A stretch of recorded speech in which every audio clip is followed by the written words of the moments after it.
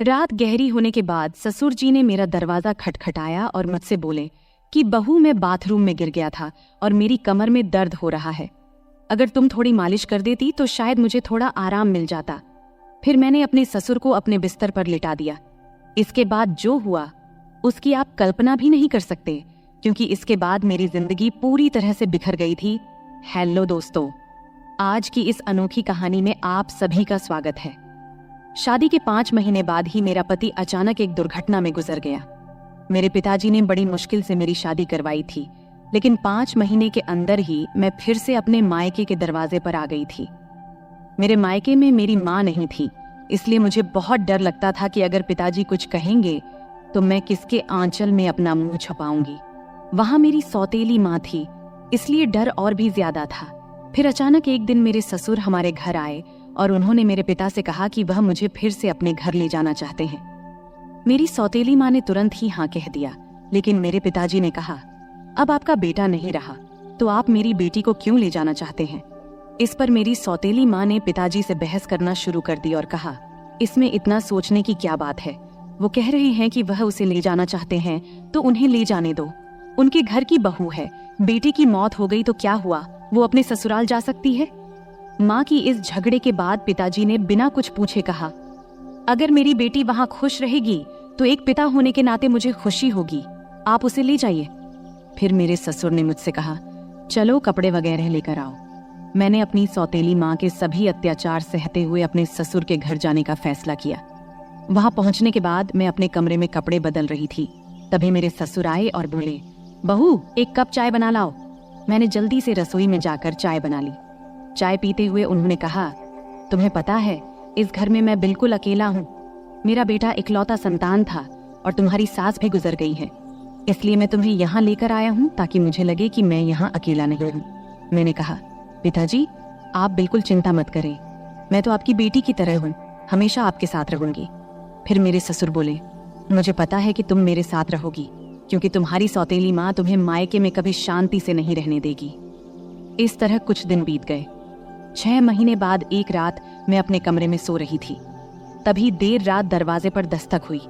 मुझे समझ में आ गया कि यह मेरे ससुर ही होंगे, क्योंकि इस घर में मेरे और पिताजी के अलावा कोई और नहीं था, और रात के आधे पहर कौन दरवाजा खटखटाएगा। मैंने सोचा कि शायद पिताजी को कुछ चाहिए होगा, इसलिए दरवाजा खोली। दरवाजा खोलते ही मेरे ससुर ने मुझे पकड़ लिया और बोले, बहू, मैं बाथरूम में गिर गया था, मुझे बहुत दर्द हो रहा है, अगर तुम थोड़ी मालिश कर दो तो मुझे थोड़ा आराम मिल सकता है। फिर मैंने अपने पिता को अपने बिस्तर पर लिटा दिया, लेकिन मैं उनके कमरे से तेल लाना भूल गई। अब मुझे लगता है कि मेरा पति कम उम्र में ही मुझसे शादी कर बैठा और फिर इसी कम उम्र में इस दुनिया से चला गया। यह सब सोचते हुए मैं अपने ससुर की मालिश कर रही थी और देख रही थी कि वह मुझे अजीब तरीके से घूर रहे थे, जिससे मुझे और डर लग रहा था।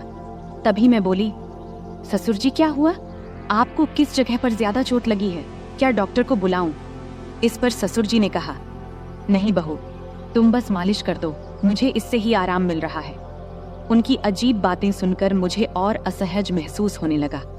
फिर मैं बोली, ससुर जी आप यहीं लेट जाएं, कमर में दर्द लेकर आप अपने कमरे तक कैसे जाएंगे, मैं आपके कमरे में जाकर सो जाती हूँ। मेरी बात सुनकर मेरे ससुर बोले, बहू, इस हालत में तुम मुझे अकेला छोड़कर चली जाओगी? अगर रात में मुझे बाथरूम जाना पड़े तो मैं अकेले कैसे जाऊंगा, इससे बेहतर है कि तुम यहीं सो जाओ। कुछ समय बाद मेरे ससुर उठकर मेरे पास आए और बोले, बहू, मैं तुमसे कुछ कहना चाहता हूँ, अगर तुम मेरी बात मान जाओ तो ही मैं कहूँगा। उनकी इस बात से मेरा दिल बेचैन हो गया। मैं चिंतित होकर बोली, ससुर जी आप कहें, क्या बात है? मेरे ससुर थोड़ा हंसकर बोले, आज की रात मैं तुम्हारे साथ बिताना चाहता हूँ, क्योंकि अकेले अकेले अब अच्छा नहीं लगता। मेरे बेटे के मरने के बाद मैंने सोचा कि फिर से शादी करूंगा, लेकिन फिर सोचा कि तुम्हारी सौतेली माँ तुम्हें उस घर में कभी भी शांति से नहीं रहने देगी, इसलिए मैंने तुम्हें इस घर में लाया। उनकी इस बात से मुझे बहुत असहज महसूस हुआ, लेकिन उनकी बात का विरोध करने की हिम्मत नहीं हुई।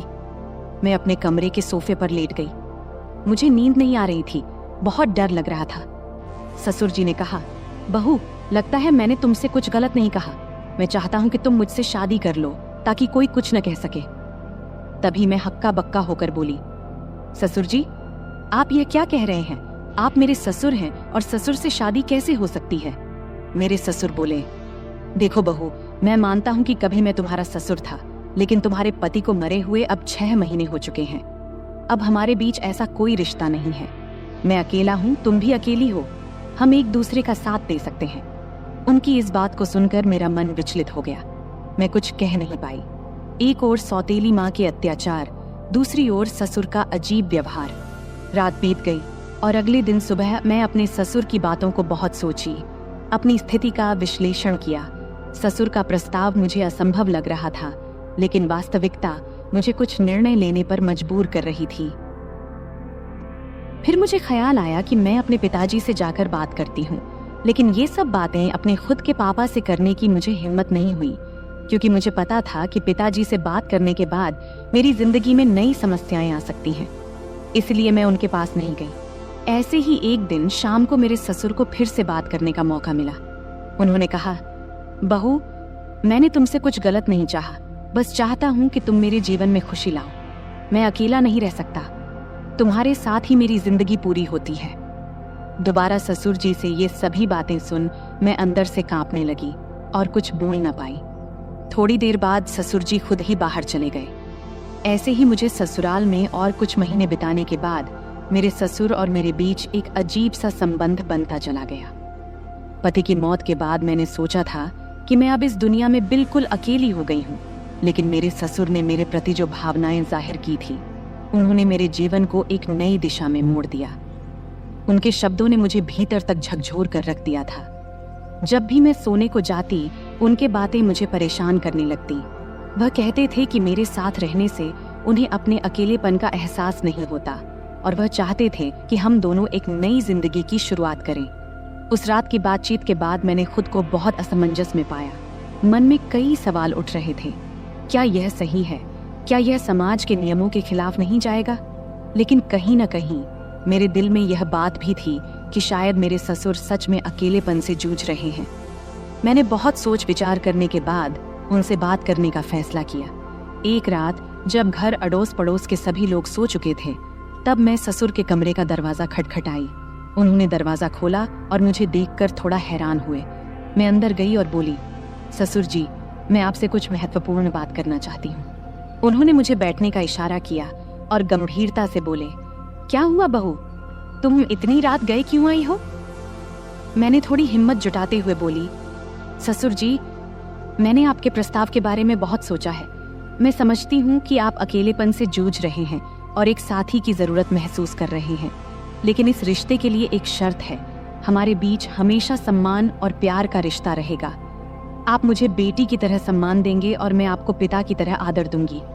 उन्होंने मेरी बात को ध्यान से सुना और थोड़ी देर बाद कहा, मैं तुम्हारी शर्त मानता हूँ, तुम्हारे सम्मान को हमेशा बनाए रखूंगा। उनकी यह बात सुनकर मेरे दिल का बोझ थोड़ा हल्का हो गया। मैंने उन्हें अपनी सहमति दे दी। फिर कुछ दिनों बाद हमने एक छोटे से समारोह में शादी कर ली। यह शादी समाज की नज़र में असामान्य थी, लेकिन हमने अपनी स्थिति को स्वीकार कर लिया था। शादी के बाद के दिन मेरे लिए बेहद चुनौतीपूर्ण रहे।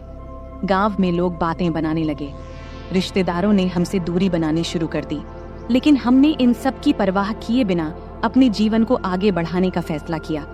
हमारे रिश्ते में धीरे धीरे प्यार और समझ बढ़ने लगी। ससुराल में पहले जहां मैं खुद को असहज महसूस करती थी, अब वही घर मुझे अपना लगने लगा था। ससुर ने मेरे लिए हर संभव प्रयास किया ताकि मैं खुश रह सकूं। उन्होंने मेरी हर छोटी बड़ी जरूरत का ध्यान रखा और हर ख्वाहिश पूरी की। वह हर दिन मेरे लिए कुछ न कुछ खास करने की कोशिश करते थे। कभी मेरे पसंदीदा खाने की चीजें लाते, तो कभी मेरे लिए नई साड़ियां खरीदते। धीरे धीरे मैं भी उनके प्रति एक अलग तरह का आदर महसूस करना शुरू कर दी थी। हम दोनों ने मिलकर एक नई जिंदगी की शुरुआत किया। ससुर अब मेरे जीवन का एक अभिन्न हिस्सा बन चुके थे। हमारे बीच का रिश्ता अब सिर्फ ससुर और बहू का नहीं रहा, बल्कि दो दिलों का एक मजबूत बंधन बन गया था। वह मुझे हर उस समय सहारा देते थे जब मुझे उनकी जरूरत होती थी। उन्होंने मुझे फिर से हंसना सिखाया, जीवन को नए नजरिए से देखना सिखाया। शादी के कुछ महीने बाद मैंने महसूस किया कि हमारे बीच का यह नया रिश्ता मुझे एक नई दिशा दे रहा है। हमने मिलकर कई मुश्किलों का सामना किया और हर बार एक दूसरे का साथ दिया। ससुर के साथ मेरे इस नए रिश्ते ने मुझे जीवन के कई नए पहलू दिखाए। उन्होंने मुझे यह एहसास दिलाया कि जीवन में अगर साथी सही हो तो कोई भी मुश्किल इतनी बड़ी नहीं होती कि उसे पार न किया जा सके। समाज की नज़र में हमने बहुत कुछ सहा, लेकिन हमने अपने फैसले पर कभी पछतावा नहीं किया। हमारे रिश्ते में धीरे धीरे एक नए तरह का प्यार और सम्मान उभरने लगा। उनके साथ बिताए हर पल ने मुझे कुछ नया सिखाया और मुझे एहसास हुआ कि कभी कभी जीवन हमें ऐसे मोड़ पर ले आता है जहां हमें अपने फैसलों पर पुनर्विचार करना पड़ता है। आज मैं अपने ससुर के साथ एक नई जिंदगी जी रही हूँ। हमारे बीच का प्यार और सम्मान पहले से भी अधिक मजबूत हो गया है। वह मेरे जीवन के सबसे महत्वपूर्ण व्यक्ति बन चुके हैं। उनके साथ बिताए हर पल ने मुझे यह सिखाया है कि जीवन में चाहे कितनी भी मुश्किलें क्यों ना आए, अगर हमारे पास सही साथी हो तो हम हर मुश्किल का सामना कर सकते हैं। इस तरह हमारे बीच का रिश्ता धीरे धीरे और गहरा होता गया। उनके साथ बिताए हर पल ने मुझे यह सिखाया कि जीवन को कैसे नए सिरे से जिया जाए। हमने मिलकर अपने जीवन की हर चुनौती का सामना किया और हर बार जीत हासिल की। अब हमारे बीच का यह नया रिश्ता मुझे एक नई जिंदगी के सपने दिखाने लगा है। तो दोस्तों, ये थी हमारी आज की छोटी सी कहानी। आपको ये कहानी कैसी लगी? कमेंट करके जरूर बताएं। अगर आपको ये कहानी पसंद आई हो तो इसे लाइक करें और अपने दोस्तों के साथ शेयर करें। आगे भी ऐसी ही रोमांचक कहानियों के लिए हमारे चैनल को सब्सक्राइब करें और बेल आइकन दबाना न भूलें ताकि आप हमारी कोई भी कहानी मिस न करें। धन्यवाद। नमस्ते दोस्तों, आज की इस कहानी में आपका स्वागत है। मेरा नाम सुमन है और मेरी उम्र 23 साल है। मैं दिखने में काफी सुंदर हूँ। मैं अपनी शरीर की बनावट से दिखने में थोड़ी बड़ी लगती हूँ। मेरे चेहरे की बनावट आकर्षक है, रंग गोरा है और मेरा शरीर न तो बहुत पतला है और न ही मोटा, बल्कि एकदम मध्यम है। मैं गांव में रहती हूँ, इसलिए दूसरी गांव की लड़कियों की तरह मैं भी ज्यादातर सलवार सूट पहनती हूँ। मैंने केवल 10वीं क्लास तक पढ़ाई की है और उसके बाद से घर पर ही रहती हूँ। बाहर से मुझे बहुत ही सीधी सादी और साधारण लड़की समझा जाता था। मैं इतनी होशियार या चालाक भी नहीं थी। लेकिन सच कहूं तो मेरी जिंदगी में कुछ ऐसे दिन आए जब मैंने अपनी हदों को पार कर लिया। तब जिंदगी ने मुझे कुछ ऐसी सीख दी जो मैंने कभी सोची भी नहीं थी। बहुत पहले की बात है, मैं एक ऐसे अनुभव से गुजरी जिसने मेरे दिल दिमाग पर गहरी छाप छोड़ दी। उस समय मेरी मुलाकात गौरव भैया से हुई। मेरे जीवन में उस वक्त बहुत अकेलापन था, लेकिन गौरव भैया के साथ समय बिताना मुझे अच्छा लगने लगा। वो हमेशा मेरे प्रति बहुत केयरिंग रहते थे और उनकी मौजूदगी से मेरा मन हल्का हो जाता था। शुरुआत में जब मैं उनके साथ समय बिताती थी तो शरीर में एक अलग सा दबाव महसूस होता था, जैसे मुझे आराम की जरूरत हो। लेकिन धीरे धीरे सब कुछ सामान्य होने लगा। हमारे बीच ऐसा रूटीन बन गया कि जैसे ही मौका मिलता हम दोनों एक दूसरे के साथ वक्त बिताने के लिए बेताब हो जाते। हालांकि जब घर में और लोग होते तो हमें थोड़ा डर भी लगता कि कहीं कोई हमें देख न ले, लेकिन किसी को भी हम पर शक नहीं होता था क्योंकि गौरव भैया मुझे हमेशा दीदी कहकर बुलाते थे। वैसे भी मैं उम्र में उनसे 3 साल बड़ी थी। उस वक्त सर्दियों का मौसम था और सभी अपने अपने कमरों में रहते थे। रात को सब जल्दी ही अपने अपने कमरों में सोने चले जाते थे। तब मैं और गौरव भैया अलग अलग कमरों में सोते थे। एक दिन रात को जब मैं दरवाजा बंद करके सो रही थी तब एक ऐसी घटना घटी जिसने मेरी जिंदगी में एक नया अनुभव जोड़ा। घटना ये घाटी की, हमारे घर की एक सदस्य, मेरी मामी, काफी ज्यादा बीमार हो गई थी। इस वजह से मेरी माँ और मैं मामी को देखने उनके घर गए। तब हमें छोड़ने के लिए गौरव भैया गाड़ी लेकर आए थे। उन्होंने जब पहली बार मुझे देखा तो बोले, आप तो काफी बड़ी हो गई हो दीदी। तब मैं थोड़ा मुस्कुराई। उसके बाद जब गाड़ी में हम मामी के घर जा रहे थे तो उस वक्त रहते में ही शाम के 6 बज गए थे। तब हमें घर पहुंचने में देरी हो गई थी, इसलिए रास्ते में थोड़ा अंधेरा हो गया था। ठंड के दिन था तो 6 बजे ही अंधेरा हो जाता था। जब हम घर पहुंचे तो देखे कि मामा रसोई में खाना बना रहे थे और मामी बिस्तर पर लेटी हुई थी। तब मेरी माँ रसोई में गई और मामा से कहने लगी, जब इतनी परेशानी हो रही थी तो मुझे पहले ही बता देते, इतनी तकलीफ उठाने की क्या जरूरत थी। फिर माँ खाना बनाने में लग गई और मैं मामी के पास बैठ गई। मामी मुझे देखकर खुश हुई, लेकिन उनकी हालत काफी खराब लग रही थी। थोड़ी देर बाद मेरी माँ ने मामी को खाना दिया और अपने हाथों से खिलाया। उसी समय गौरव भैया ने मुझे आवाज दिया। तब मैं उनकी तरफ देखी और पूछी, क्या हुआ भैया? वो मेरी तरफ ही देख रहे थे, जैसे कुछ कहना चाहते हों। उनकी बातों ने बाद में मुझे एक नया अनुभव दिया। रात को जब खाने का वक्त हुआ तो मैं कमरे में गई। जहां गौरव भैया खाना खा रहे थे। उन्होंने मुझे देखते ही कहा, दीदी आइए साथ में खाना खाते हैं। मैंने मना करते हुए कहा, नहीं भैया आप पहले खाइए, मैं बाद में खा लूंगी। लेकिन उन्होंने जोर देकर मुझे बैठा लिया। मैं भी भूखी थी, इसलिए ज्यादा ना नुकुर नहीं की और हम दोनों ने साथ बैठकर खाना खाने लगी। तब हम दोनों ने बहुत मजे से खाना खाया, क्योंकि खाना हम साथ लेकर आए थे। खाना खत्म होने के बाद मैं अपनी माँ के कमरे में सोने के लिए जाने लगी। तभी गौरव भैया ने कहा, दीदी अगर आपको बुरा ना लगे तो आप यहीं मेरे कमरे में सो जाइए। उनकी ये बात सुनकर मैं हैरान रह गई और मैंने कहा, नहीं भैया मैं माँ के साथ सोऊंगी। लेकिन तब बार बार वे मुझसे विनती करने लगे। आखिरकार मैं मान गई, ठीक है मैं यहाँ सो जाऊंगी, लेकिन पहले मम्मी को बता देना चाहती हूँ कि मैं आपके कमरे में सोऊंगी। इस पर गौरव भैया खुद जाकर मम्मी को बताए कि मैं उनके कमरे में सो रही हूँ। इधर मैंने अपने सलवार कुर्ते बदल लिए, क्योंकि मेरे कपड़े थोड़े ज्यादा टाइट थे। जब गौरव भैया ने मुझे नए कपड़ों में देखा तो मुस्कुराते हुए बोले, दीदी आप इस ड्रेस में कमाल की लग रही हैं, आप इतनी खूबसूरत क्यों हैं? तब मैंने कुछ नहीं कहा, बस मुस्कुराकर बात बदल दी। फिर मैंने चादर ओढ़ ली और बिस्तर पर बैठ गई। गौरव भैया भी अपने सोने का इंतजाम नीचे फर्श पर करने लगे। तब मैंने कहा, भैया बिस्तर पर ही सो जाओ, यहाँ काफी जगह है।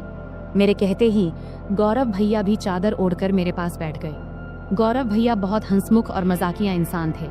उन्होंने मजेदार बातें करके मुझे काफी देर तक हंसाया। बात करते करते कब रात के 12 बज गए पता ही नहीं चला और न जाने कब मैं सो गई। सुबह जब मेरी नींद खुली तो मैंने देखा कि गौरव भैया मेरे बालों से खेल रहे हैं। मुझे जागते देख वो मुस्कुराते हुए बोले, गुड मॉर्निंग दीदी, कैसी हो? मैं भी मुस्कुराते हुए बोली, बहुत बढ़िया भैया। फिर हम दोनों चादर के अंदर बैठकर बातें करने लगे। तभी उसी वक्त मम्मी हमारे लिए गर्मा गर्म चाय लेकर आईं। सुबह बहुत ठंडी थी, इसलिए चादर में बैठकर चाय पीना अच्छा लग रहा था। गौरव भैया बार बार मेरी तरफ देख रहे थे। मैंने मुस्कुराते हुए पूछा, क्या है भाई, ऐसे क्यों देख रहे हो? वो मजाक करते हुए बोले, आपकी आंखें बहुत बड़ी और खूबसूरत हैं। सच कहूं दीदी, आपकी आंखों में देखने से मन खुश हो जाता है।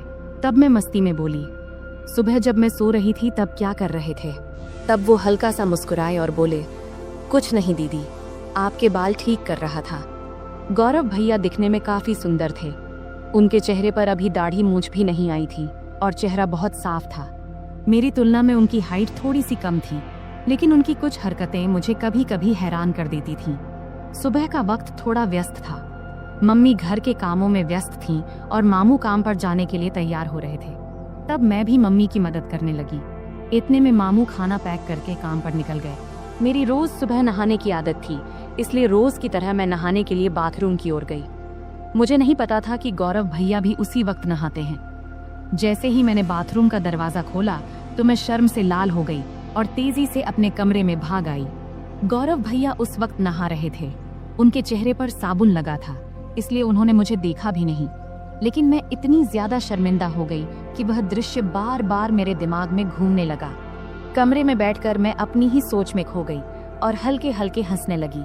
इतने में गौरव भैया नहाकर कमरे में आए। मुझे अकेले हंसते हुए देखकर उन्होंने मजाक में कहा, क्या बात है दीदी, आज तो बहुत खुश लग रही हो। उनकी बात सुनकर मैं थोड़ा चुप हो गई और बोली, नहीं भाई ऐसा कुछ नहीं है, बस यूं ही हंस रही थी। गौरव भैया ने मोबाइल चलाते हुए पास आकर बैठ गए और बोले, सच सच बताओ दीदी, क्या सोच रही थी जो इतनी हंसी आ रही थी? तब मैंने हंसते हुए कहा, नहीं भाई कुछ भी खास नहीं। लेकिन गौरव भैया जिद करने लगे, नहीं दीदी बताओ ना, नहीं बताओगी तो मैं गलत ही समझ लूंगा। तब मैंने कहा, प्लीज भैया इस बात को यहीं खत्म करो, इसमें सोचने लायक कुछ भी नहीं है। फिर मैं जल्दी से उठी और नहाने के लिए चली गई। नहाने के बाद मैं कमरे में वापस आई और मजाक में मैंने जानबूझकर थोड़ा सा पानी गौरव भैया की तरफ उछाल दी। ये देखकर गौरव भैया अचानक उठ खड़े हुए और मेरे बाल पकड़कर मुझे बिस्तर पर बैठा दिया।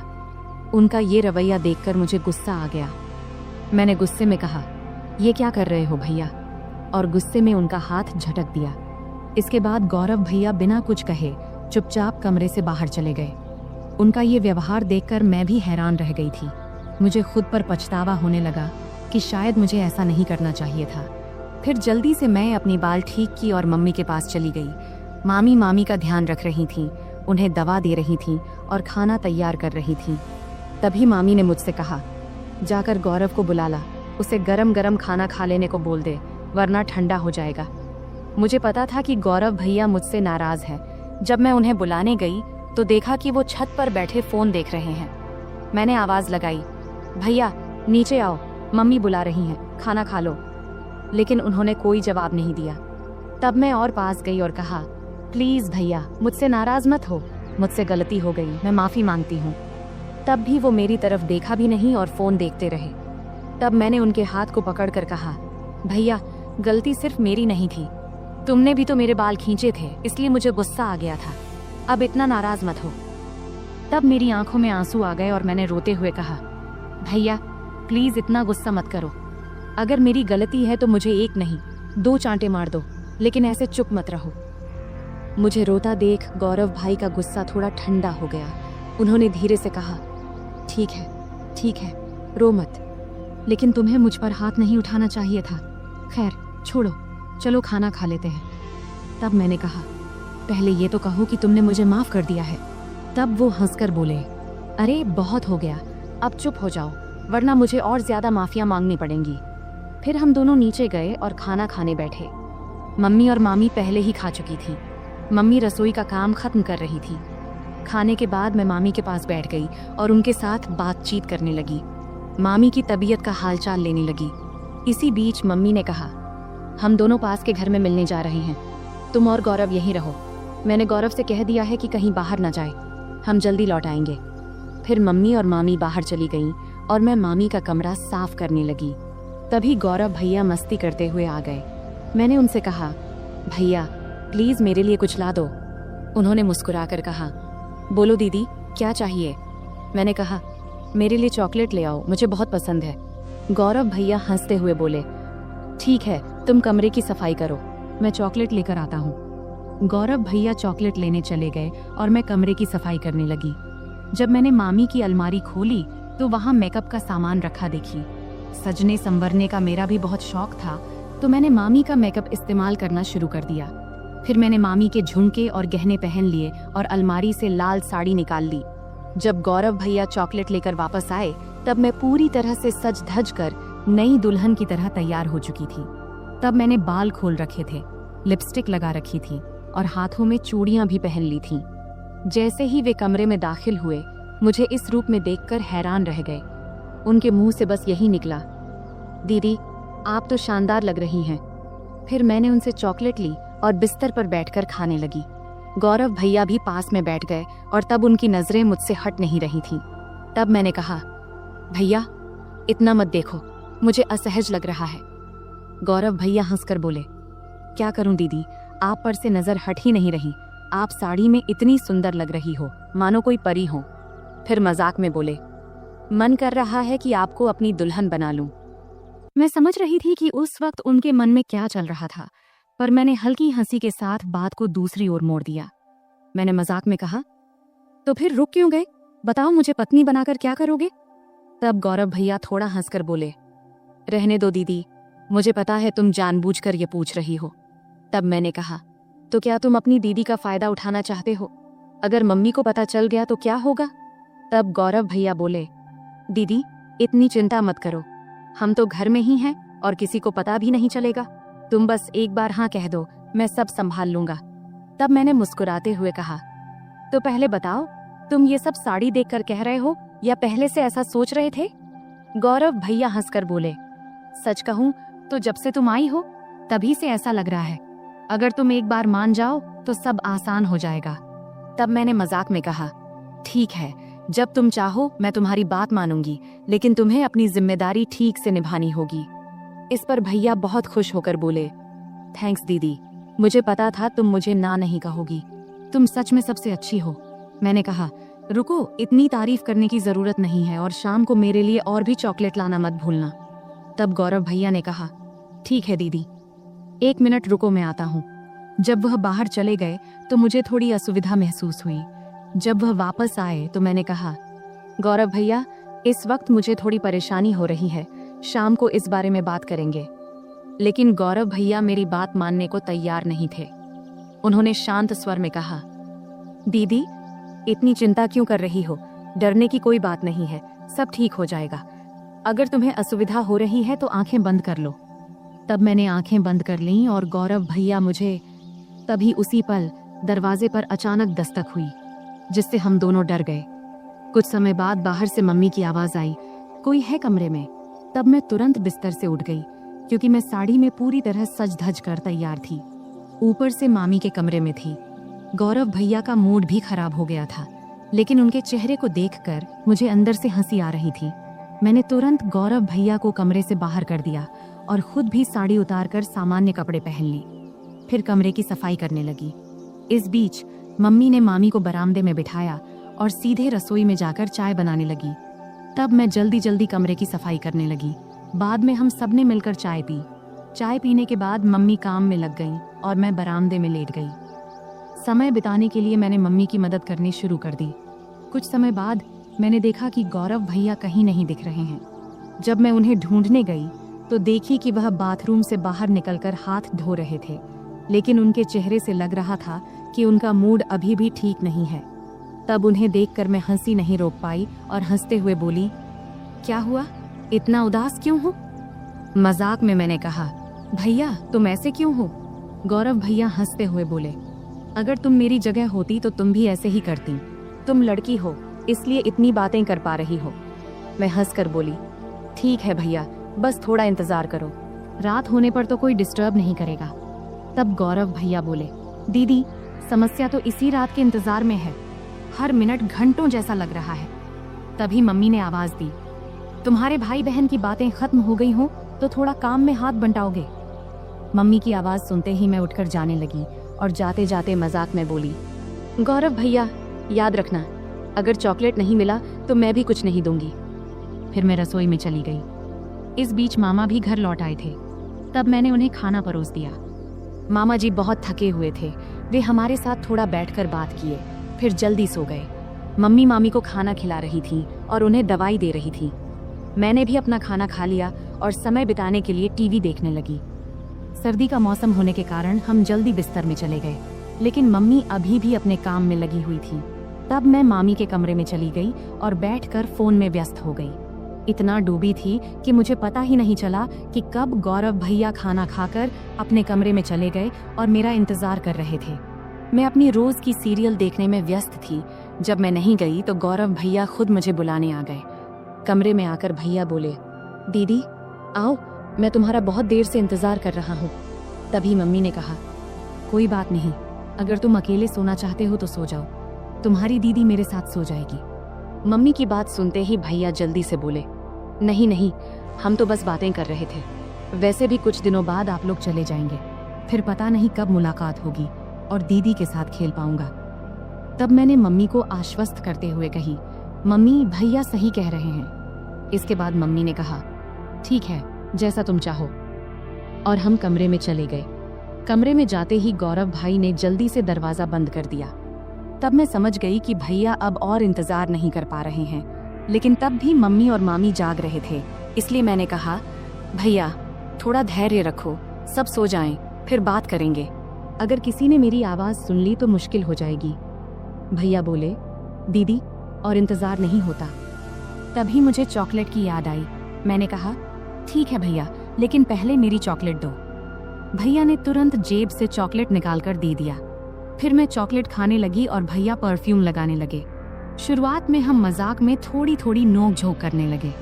इससे हमारे बीच मजेदार झगड़ा शुरू हो गया। हम बिस्तर पर कूदने लगे, क्योंकि हमारी उम्र अभी भी छोटे बच्चों जैसी थी। तभी मम्मी ने चिल्लाकर कहा, सुमन बहुत हो गया, अब सो जाओ, क्योंकि बिस्तर की आवाज उनके कमरे तक जा रही थी। इसके बाद गौरव भैया ने तुरंत फर्श पर बिस्तर बिछा दिया, जिससे आवाज बंद हो गई। फिर गौरव भैया ने मुझे रात के 3 बजे तक सोने नहीं दिया। सुबह जब हमारी आंख खुली तब मम्मी दरवाजा खटखटा रही थी। उसमें बिस्तर पर ही थी, लेकिन उठ नहीं पा रही थी, इसलिए गौरव भैया ने मुझे उठाकर बिस्तर पर बिठा दिया और खुद दरवाजा खोलने गए। तब मम्मी हमारे लिए चाय लेकर आईं। मुझे देखकर उन्होंने कहा, मैंने कहा था सुमन समय पर सो जाना, अब देखो तो तुम्हारी आंखें कितनी लाल हो गईं। मेरी आंखें अब सच में लाल हो गई थीं। मैंने बिना कुछ कहे चाय पीना शुरू कर दिया। यहाँ तक कि मैंने मुंह भी नहीं धोया क्योंकि पूरा शरीर दर्द से टूट रहा था। मम्मी चाय रखकर चली गईं। गौरव भैया जब कमरे में आए तो मैंने गुस्से में कहा, भैया मैंने तो कहा था थोड़े समय के लिए, लेकिन तुमने मेरी बात नहीं मानी। अब देखो मेरा शरीर कितना थक गया है, मैं ठीक से खड़ी भी नहीं हो पा रही हूँ। अगर मम्मी ने पूछ लिया तो मैं क्या कहूँगी? तब गौरव भैया ने जल्दी से जवाब दिया, दीदी चिंता मत करो, मैं मेडिकल स्टोर से दवा लेकर आता हूँ, उसे लेने के बाद तुम्हारा शरीर ठीक हो जाएगा। इसके बाद मैंने लगातार 4-5 दिन तक भैया को पास नहीं आने दिया, लेकिन इससे उनका उत्साह कम नहीं हुआ। वे हर दिन मेरे आसपास घूमते रहते थे और नियमित रूप से चॉकलेट लाते रहते थे।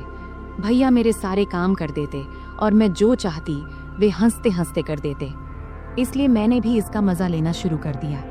कभी कभी उनसे पैर का दर्द कम करने के लिए मसाज करवा लेती, कभी सिर की मालिश करवा लेती, मस्ती में कभी कभी हल्के से मार देती और सारा दिन उनके फोन पर सीरियल देखती। 4-5 दिनों के बाद भैया का व्यवहार थोड़ा बदल गया, इसलिए मैंने उन्हें ज्यादा कुछ नहीं कहा। एक दिन हम दोपहर में घर में अकेले थे और बहुत मस्ती किए। उस दिन घर में कोई नहीं था। भैया ने पूरा दिन मुझे कहीं बैठने नहीं दिया और हमेशा अपने पास रखा। इस घटना के बाद मैं और भैया बहुत सामान्य हो गए। जब भी उनका मन करता वे मुझे कमरे में बुला लेते और मैं भी अब इसकी आदत डाल चुकी थी। हमने उन दिनों का भरपूर आनंद लिया, लेकिन जीवन में हर अच्छे समय के बाद एक बुरा समय भी आता है और ये बुरा समय भी भैया की वजह से ही आया। दरअसल 20 दिन के बाद अब हमें गांव लौटना था, क्योंकि अब मामी काफी स्वस्थ हो चुकी थी और हमें वहां बहुत दिन हो गए थे। तब मम्मी ने अचानक वापसी का फैसला किया और उन्होंने पापा को कुछ भी नहीं बताया। जब मैंने और भैया ने ये सुना तो हमें बिल्कुल अच्छा नहीं लगा। तब भैया बोले, दीदी जाने से पहले आखिरी बार थोड़ा समय दे दो, कौन जाने फिर कब मिलेंगे। तब अंदर से मैं भी तैयार थी, लेकिन उस दिन घर में सभी लोग थे, यहाँ तक कि मामा भी आज घर पर ही थे। तब मामा मम्मी से बोले, दीदी आज रुक जाओ, मैं कल तुझे बस स्टैंड तक छोड़ दूंगा। ये सुनते ही मुझे थोड़ी खुशी हुई, क्योंकि एक रात हमारे पास थी। तब आखिरकार मम्मी भी मान गई। फिर हम बहुत ही बेसब्री से रात का इंतजार करने लगे। जब रात हुई तो जल्दी से खाना खा के हम अपने कमरे में चले गए। तब हम इतने असावधान हो गए थे कि दरवाजा भी ठीक से बंद नहीं किया था। तब थोड़ी ही देर में अचानक मामा ने आकर हमें उस स्थिति में देख लिया। मैं तो डर से कांपने लगी और तुरंत वहां से हट गई। मामा तब बहुत गुस्से में थे, लेकिन उन्होंने धैर्य रखा और पूरी स्थिति को संभाला। उन्होंने हम पर गुस्सा ना करके हमारी गलतियां हमें समझाईं और उस दिन ने मुझे एक बड़ा सबक सिखाया। तब मामा के प्यार और सहयोग से हमने स्थिति को संभाल लिया। उसके बाद से मैंने अपनी गलतियों से बहुत कुछ सीखा। उस घटना के बाद मैंने कभी ऐसा कुछ नहीं किया जिससे मेरे परिवार को शर्मिंदा होना पड़े। तो दोस्तों, हमारी जिंदगी में गलतियां हो सकती हैं, लेकिन उनसे सीखना सबसे महत्वपूर्ण है। अगर आपके जीवन में कभी ऐसी स्थिति आए तो उसे संभालने की कोशिश करें और परिवार के साथ हमेशा खुलकर बात करें। यह कहानी हमें सिखाती है कि किसी भी रिश्ते में सीमा रेखा होना महत्वपूर्ण है। अत्यधिक निकटता कभी कभी गलत फहमियों का कारण बन सकती है, इसलिए हमें हमेशा अपने और दूसरों के सुविधा को प्राथमिकता देनी चाहिए। परिवार के माहौल और रिश्तों का सम्मान करना बहुत महत्वपूर्ण है। हमें यह सुनिश्चित करना चाहिए कि हमारे कार्यों से परिवार के किसी भी सदस्य को शर्मिंदा न होना पड़े। इंसान से गलतियां हो सकती हैं, लेकिन उन गलतियों से सीखना और भविष्य में सही निर्णय लेना एक परिपक्व मानसिकता का परिचय है। किसी भी स्थिति में सचेत रहना आवश्यक है। दरवाजा बंद न करने की घटना एक छोटी गलती थी, लेकिन इसने बड़ी समस्या खड़ी कर दी। इससे समझ में आता है कि छोटी छोटी बातों में भी सावधानी बरतनी चाहिए, क्योंकि इनका जीवन पर बड़ा असर पड़ सकता है। तो दोस्तों, यह थी हमारी आज की छोटी सी कहानी। आपको यह कहानी कैसी लगी, कमेंट करके जरूर बताएं। अगर आपको यह कहानी पसंद आई हो तो इसे लाइक करें और अपने दोस्तों के साथ शेयर करें। आगे भी ऐसी ही रोमांचक कहानियों के लिए हमारे चैनल को सब्सक्राइब करें और बेल आइकन दबाना न भूलें, ताकि आप हमारी कोई भी कहानी मिस न करें। धन्यवाद। नमस्ते दोस्तों, आज की इस कहानी में आपका स्वागत है। इस कहानी में मेरा नाम राहुल है। मैं उत्तर प्रदेश के एक छोटे से शहर अंबेडकर नगर में रहता हूँ। वहीं मैं और मेरा परिवार रहता है। पैसे की कमी नहीं है, पिताजी खूब कमाते हैं और मैं कॉलेज में पढ़ता हूँ। आज मैं आपको मेरी अचानक घटी एक कहानी सुनाने जा रहा हूँ। यह उस समय की बात है जब मैं कॉलेज में पढ़ता था, और उस समय मैं उतना होशियार भी नहीं था। हमारे घर में मैं, मेरी मम्मी और मेरे पिताजी रहते हैं। हमारा घर काफी बड़ा है, जैसे किसी अमीर का बंगला हो। पिताजी हमेशा सुबह काम पर निकल जाते हैं और रात को देर से घर आते हैं। उस समय घर पर मैं और मम्मी ही होते थे। मैं कुछ देर पढ़ाई करता था और फिर सो जाता था, लेकिन मम्मी हमेशा पिताजी का इंतजार करती रहती थी। उस समय मैं कॉलेज के आखिरी साल में था। एक सुबह जब मैं कॉलेज जाने की तैयारी कर रहा था तो मैंने मम्मी की तेज आवाज सुनी। वो कह रही थी, क्या कर रहे हो तुम? रात के 2-2:30 बजे घर आते हो और कहते हो ऑफिस में काम था। रात के 2 बजे कौन से ऑफिस का काम चलता है? सीधे सीधे क्यों नहीं कहते कि उस सुमन के साथ थे? मम्मी काफी गुस्से में थी। मेरी मम्मी आमतौर पर किसी पर गुस्सा नहीं होती थी। उनका स्वभाव बहुत शांत था, लेकिन आज पता नहीं क्या हो गया, मम्मी बहुत गुस्से में थी। मैं 2 बजे आऊं या 3 बजे, तुम्हें जो चाहिए वो मिल तो रहा है ना, फिर चुप रहो। पिताजी ने तेज आवाज में मम्मी से कहा। क्या जो चाहिए वो मिल रहा है? पैसा, गहने, इन सब के अलावा भी कोई सुख होता है? अब और कुछ मत बोलो, लेकिन अब बर्दाश्त नहीं होता। 3-4 महीने हो गए हैं तुमने मुझे छुआ तक नहीं है। आखिर उस सुमन में ऐसा क्या है जो मुझ में नहीं है? मम्मी की आवाज और तेज हो गई थी। तभी पिताजी गुस्से में बोले, बार बार सुमन मत कहो, नहीं तो क्या करोगे? मम्मी ने उल्टा जवाब दिया। उस समय पिताजी का गुस्सा बहुत बढ़ गया था। तभी अचानक धमाक की आवाज आई और उसके साथ ही मम्मी की चीख से पूरा घर गूंज उठा। मैं तुरंत अपने कमरे से भागकर उनके बेडरूम की ओर गया। जो दृश्य मैंने देखा उसे देखकर मैं सन्न रह गया। पिताजी मम्मी को बेल्ट से मार रहे थे। मम्मी दर्द से चीख रही थी, लेकिन पिताजी रुकने का नाम नहीं ले रहे थे। मैंने बिना कुछ सोचे समझे मम्मी के ऊपर छलांग लगा दिया ताकि उन्हें बचा सकूं, लेकिन पिताजी अभी भी नहीं रुके। जैसे ही मुझे भी 2-4 फटकारें लगी, पापा रुक गए और तिलमिलाते हुए मेरी ओर गुस्से में देखने लगे और फिर घर से बाहर चले गए। फिर मैंने मम्मी की ओर देखा। मम्मी की आंखों से आंसुओं की धारा बह रही थी। मैंने मम्मी को सहारा देकर उठाया। उठते समय मम्मी कराह उठी। मैंने उन्हें बेड पर बैठाया। तब तक उनके हाथ और पीठ पर लाल निशान पड़ गए थे। ये देखकर मुझे पापा पर बहुत गुस्सा आया। कोई इंसान इतना निर्दयी कैसे हो सकता है? कोई अपनी ही पत्नी को ऐसे मारता है भला? फिर मैं जल्दी से किचन में गया, एक कटोरी में तेल और हल्दी मिलाई और मम्मी के पास ले आया। मुझे भी अपनी पीठ पर लगे 2-4 फटकारों की चोट महसूस हो रही थी। मम्मी सुशक सुशक कर रो रही थी। फिर मैंने मम्मी के हाथ और पीठ पर तेल हल्दी का मिश्रण लगाना शुरू किया, जहां उन्हें मार पड़ी थी। कुछ जगहों पर हल्का खून भी आ गया था। मिश्रण लगाने के बाद मैंने कटोरी को एक ओर रख दिया और मम्मी के पास बैठ गया। मम्मी ने मुझे देखा और तुरंत मुझे गले से लगा लिया। फिर वह मेरी गर्दन में सिर छिपाकर जोर जोर से रोने लगी। मम्मी के आंसुओं से मेरा कंधा भीग गया। मैं उनकी पीठ थपथपाकर उन्हें शांत करने की कोशिश कर रहा था। हम दोनों काफी देर तक यूं ही एक दूसरे की बाहों में रहे। तभी मम्मी के हाथ जब मेरी पीठ के निशानों को छूने लगे तो दर्द की तेज लहर उठी और मैं कराह उठा। मम्मी को जैसे ही इसका एहसास हुआ वो तुरंत मुझसे दूर हट गई। फिर मम्मी ने मेरा शर्ट ऊपर उठाया और उसी कटोरी से तेल हल्दी का मिश्रण धीरे धीरे मेरी पीठ पर लगाने लगी। लगाते समय भी वो सुशक रही थी। तू क्यों मेरे लिए बीच में आया? बेवजह तुझे मार पड़ी, मम्मी ने ऐसा कहा। फिर मैंने उनसे कहा, मम्मी, तुम्हारे लिए अगर मेरी जान भी चली जाती तो मुझे कोई दुख नहीं होता, लेकिन उन्होंने तुम्हें क्यों मारा? जब मैंने यह पूछा तब मम्मी मेरी ओर देखते हुए बोली, तुझे बताऊं या ना बताऊं ऐसा सोच रही हूँ। छोड़, पर अब तुझे ये सब जान लेना चाहिए। पिछले 2 साल से तुम्हारे पापा ऑफिस की एक लड़की के चक्कर में हैं। रात को देर से आते हैं और मेरा तो जैसे कोई अस्तित्व ही नहीं है उनके लिए। और मुझे ये बताते हुए भी शर्म आ रही है कि पिछले कई महीनों से उन्होंने मुझे छुआ तक नहीं है। कई बार तो मन करता है कि अपनी जान दे दूं, पर मेरे बाद तेरा क्या होगा, ये सोचकर मैंने ऐसा कदम नहीं उठाया। पर सच में अब इस जिंदगी से थक चुकी हूँ। अब मैंने तय कर लिया है, एक ही घर में रहूंगी, लेकिन उनसे कोई भी संबंध नहीं रखूंगी। मम्मी की ये बातें सुनकर मैं सोच में पड़ गया। इतनी खूबसूरत, सुशिक्षित और समझदार मम्मी होने के बावजूद पापा किसी दूसरी औरत के चक्कर में कैसे पड़ गए? मन ही मन मैंने पापा के इस कर्म को दोषी ठहराया। मम्मी वाकई बहुत सुंदर थी। सुंदर चेहरा, नाजुक नाक, गुलाबी होंठ, 5.5 फुट की ऊंचाई, गोरा रंग। वो एकदम किसी चित्र में बनाई गई देवी की तरह दिखती थी। फिर भी पिताजी को उनकी सुंदरता क्यों नहीं दिखती देती थी। उस दिन के बाद से मम्मी ने पापा से बात करना बंद कर दिया। वो मेरे कमरे में मेरे पास ही सोने लगी। पापा महीने में घर का सारा सामान भरवा देते थे और टीवी के पास वाली दराज में 5 से 7 हजार रुपये रख जाते थे। अब तो पापा घर पर खाना भी नहीं खाते थे, वो उस औरत के घर से ही खाकर आते थे और कभी कभी घर आते भी नहीं थे। धीरे धीरे ऐसे ही और 3 साल बीत गए। तब मैं कॉलेज की पढ़ाई पूरी कर चुका था और एक IT कंपनी में काम करने लगा था और अब मैं 24 साल का हो गया था। रोज का व्यायाम और अच्छा खान पान करने की वजह से मेरी सेहत भी अच्छी हो गई थी। अब तो पापा महीने में 2-3 बार ही घर आते थे, मुझसे भी कम ही बात करते थे।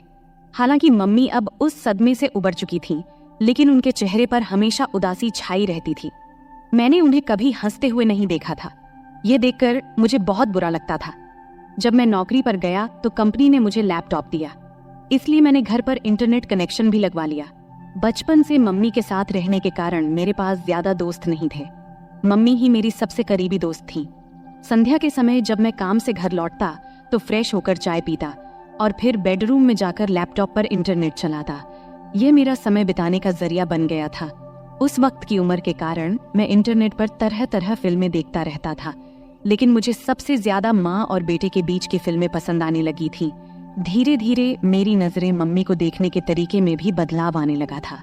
एक दिन सोमवार का दिन था, रात के करीब 9 बजे होंगे। अचानक पापा घर आए। हमारा घर मम्मी के नाम पर था। पापा मम्मी से कहने लगे कि घर उनके नाम कर दें। तब मम्मी ने इनकार किया तो पापा उन्हें बहुत बुरा भला कहने लगे। मम्मी चुपचाप सुनती रहीं।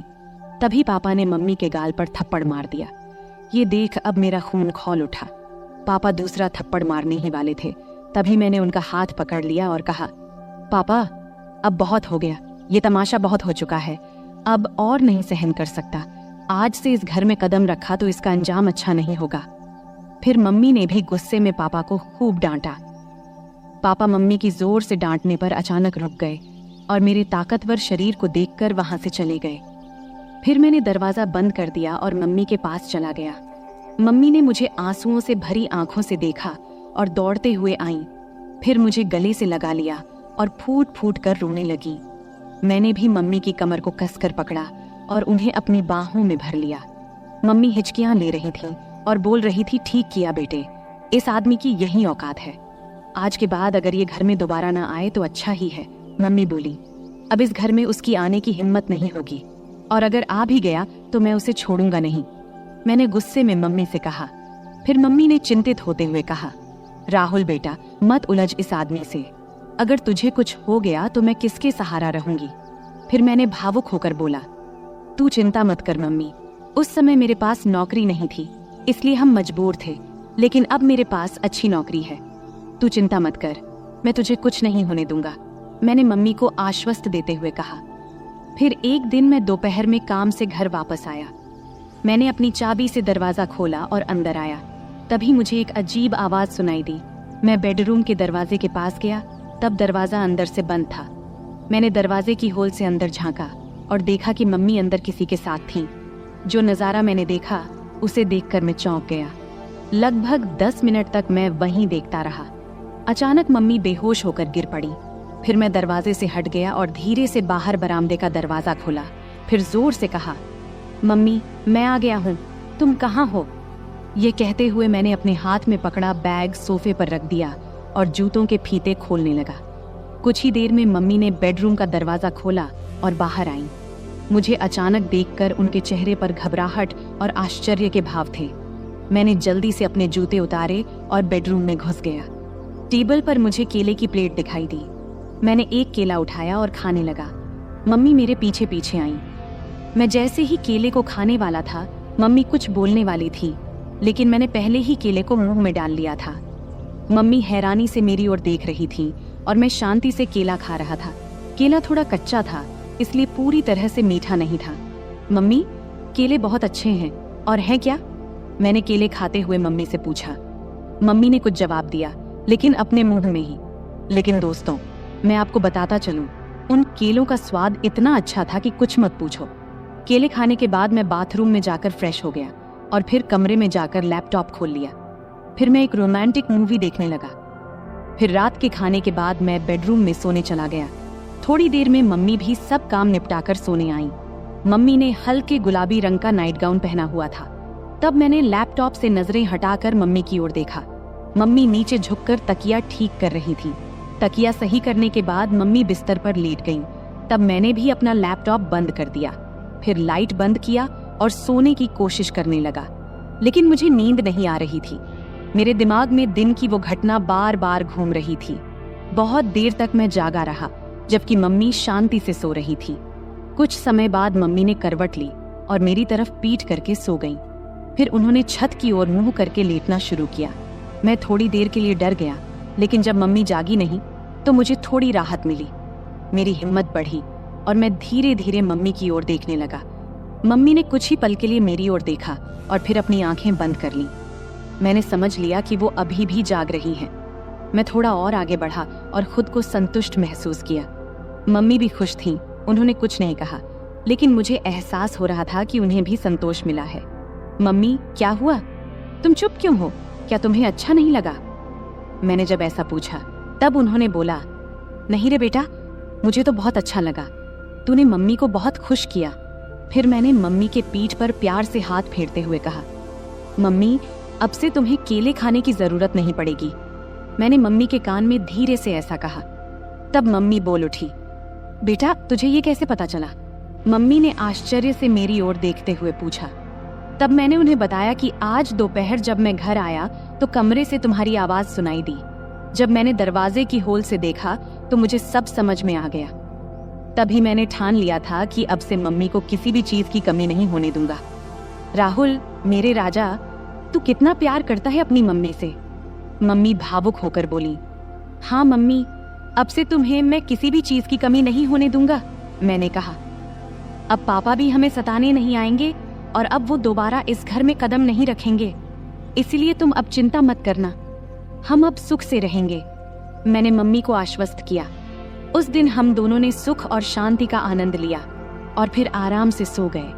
अगली सुबह मम्मी ने सारे काम निपटाए और मुझे उठाने आई।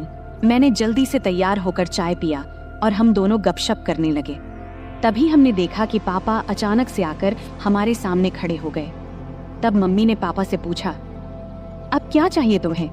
एक बार कह दिया कि हम ये घर नहीं देंगे तो फिर क्यों आए हो? पापा ने जवाब दिया, मुझे अब घर नहीं चाहिए। मैं बस ये बताने आया हूँ कि मैं अब दूसरी शादी करने जा रहा हूँ, तो मुझे तुमसे तलाक चाहिए। फिर मम्मी ने मेरी ओर देखा और पूछा, तुम्हारा क्या कहना है? मैंने कहा, मम्मी, जो तुम्हें सही लगे वो करो। मैं तुम्हें किसी भी चीज की कमी नहीं होने दूंगा, मेरा भरोसा करो। मम्मी ने फिर पापा को तलाक के लिए हाँ कह दिया। दोपहर को मम्मी और पापा दोनों ऑफिस गए और अपने बाकी कानूनी काम निपटा कर लौटे। उसके बाद से पापा कभी हमें दिखाई नहीं दिए और हमने भी उन्हें कभी ढूंढने की कोशिश नहीं की। हम दोनों अब अपने घर में खुश थे और पापा भी अपने सेक्रेटरी के साथ खुश थे। अब हम दोनों अकेले रहते हैं और अपने सुख दुख का ख्याल रखते हैं। ऐसे ही चलते चलते अब कई साल बीत चुके हैं। अब मम्मी मुझसे कहने लगी है कि अभी तेरा बहुत जीवन बाकी है, तू किसी अच्छी लड़की को देख ले जिससे मैं तेरा विवाह करा सकूं, और हाँ, शादी के बाद मुझे भूल मत जाना। मैंने हंसते हुए कहा, तुम्हें कैसे भूल सकता हूँ मम्मी, तुम तो मेरी मम्मी हो। फिर हम दोनों हंसने लगे। अगले कुछ महीनों तक हमारा जीवन बहुत शांति और खुशी से बीत रहा था। मम्मी और मैं अब एक दूसरे का ख्याल रखते थे और एक दूसरे के साथ खुश थे। लेकिन मम्मी की बात मेरे दिमाग में अक्सर घूमती रहती थी। उन्होंने कहा था कि अब मुझे अपने जिंदगी के बारे में सोचना चाहिए और किसी अच्छी लड़की से शादी कर लेनी चाहिए। मैंने इस बारे में गंभीरता से सोचना शुरू किया और एक दिन मम्मी से खुलकर बात किया। मैंने उनसे कहा, मम्मी, आपने सही कहा था, अब वक्त आ गया है कि मैं अपने जीवन के अगले पड़ाव की ओर बढ़ूं।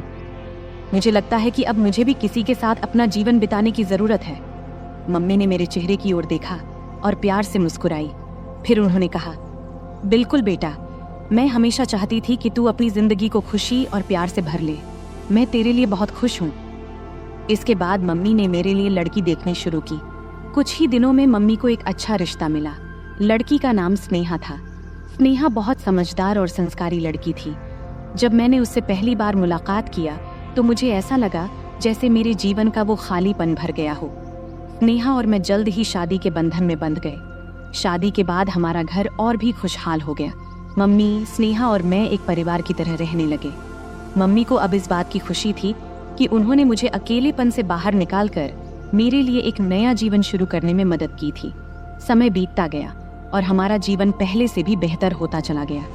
मम्मी अब पहले से ज्यादा खुश थीं और मुझे भी इस बात की तसल्ली थी कि मैंने उनका हर सपना पूरा कर दिया था। अंत में मैंने सीखा कि जीवन में रिश्तों की अहमियत कितनी होती है। चाहे वो माँ बेटे का रिश्ता हो या पति पत्नी का, सच्चा प्यार और सम्मान ही रिश्तों को मजबूत बनाता है। और यही सीख मैंने अपने जीवन में उतारी। तो दोस्तों, इस कहानी का यही संदेश है कि परिवार ही हमारी असली ताकत है और जब हम अपने परिवार के साथ खड़े होते हैं तो हर मुश्किल आसान हो जाती है। उम्मीद है कि आपको यह कहानी पसंद आई होगी। ऐसे ही और कहानियों के लिए चैनल को सब्सक्राइब जरूर करें। धन्यवाद।